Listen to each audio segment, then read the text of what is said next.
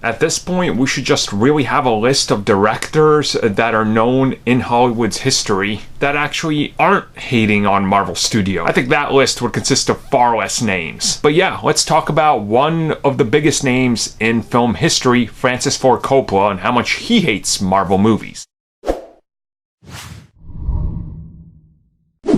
As always, thank you guys for watching. If you don't mind, like, subscribe, notification bell. And if you'd like more content, Batwoman reviews, Arrow reviews, and various other things, we offer in the memberships tab. Okay, so Francis Ford Coppola, many of you will know that name. Some of you might not. That's okay. Recently, in the last 10 years or so, you might not have seen some of his works, but certainly he has a legacy behind him. If you just look at the screen right now, you're going to see a lot of films. I think the most notable that everybody's going to agree is absolute classics and everybody recognizes them are obviously the Godfather films. Now, Francis Ford Coppola has some choice words for Marvel films, this going off the back of what Martin Scorsese had to say. So here's what Coppola had to say. What Martin Scorsese says, that Marvel pictures are not cinema, he's right, because we expect to learn something from cinema. We expect to gain something, some enlightenment, some knowledge, some inspiration. I don't know that anyone gets anything out of seeing the same movie over and over again. Martin was kind when he said it's not cinema. He didn't say it's despicable, which is what I say it is. So yeah, that's going way more into it than Martin Scorsese, and obviously, it's, again,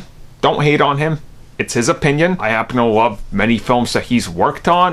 The Godfathers, obviously, I think everybody agrees the first two are great. Specifically, like when you look at them as one film and how they bounce off of each other. There's the third film. Many people didn't like that. And obviously, he's had some other questionable films in his history that are considered rather garbage. But that's most directors these days. You'll be like hard-pressed to find a director in Hollywood that hasn't had some bomb. Even like Guillermo del Toro, my favorite director of all time. Blade 2 is his lowest rated film, right? So it does happen, but again, it's his opinion, and I can see what, he's trying to say, but again, I kind of disagree with him because I know plenty of people that have been inspired by various Marvel films from the MCU to outside the MCU to do various things. I think it's just kind of, it's a give and take, right? Like every film, everything speaks to somebody else differently. And that's kind of the nature of the beast. Him kind of saying it's like, generalizing into one thing doesn't necessarily speak volumes to, I guess, understanding of the Marvel Cinematic Universe and then as films as a whole, right? Because let's be real. You look at his list, he's worked on some pretty god-awful films. Did those films speak to someone? Probably, but again,